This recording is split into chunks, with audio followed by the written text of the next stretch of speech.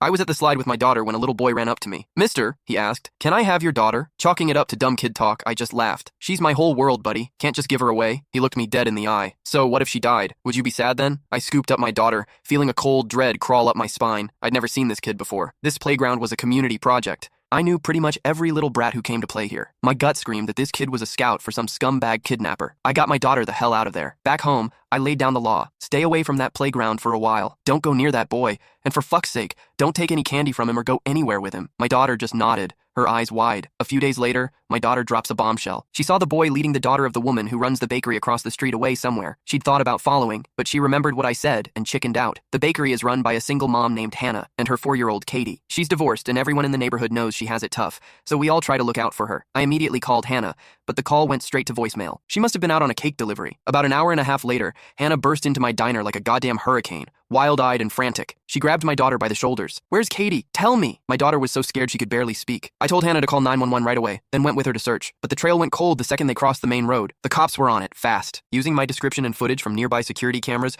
they found the boy that same night. His name was Leo. Leo swore up and down he hadn't taken Katie. His parents backed him up, lying through their teeth that their son had been home all day. The cops showed them the surveillance footage, blowing their bullshit story to pieces. That's when Leo, the little shit, finally mumbled, "I'm not 12 yet, so I don't have to go to jail, right?" Leo led us to a derelict construction site nearby and pointed to a small, freshly dug pit in the ground. "She's in there." The cops dug away the loose dirt and found a styrofoam cooler, the kind you get from Amazon deliveries. They pried the lid open. Katie was crammed inside, curled into a ball. Her eyes were wide open, her mouth slightly agape, her face a mask of pure terror. Hannah just fucking broke. She lunged at Leo, trying to tear him apart, but the cops managed to hold her back. The police had Leo recount the whole thing. His clarity, his step-by-step logic, sent a fucking icicle through my heart. Leo said he found the pit at the construction site and got the idea to bury something alive in it. First, he tried a stray cat, but it scratched its way out immediately. A failure. So, Leo switched his target to a kid. But the hole was too small, so the little psychopath tied 2 shoelaces together to measure the pit's dimensions. Whenever he found a potential target, he'd measure them with the shoelace first before trying to snatch them. He also said he only picked little girls. They were easier to control, and he added,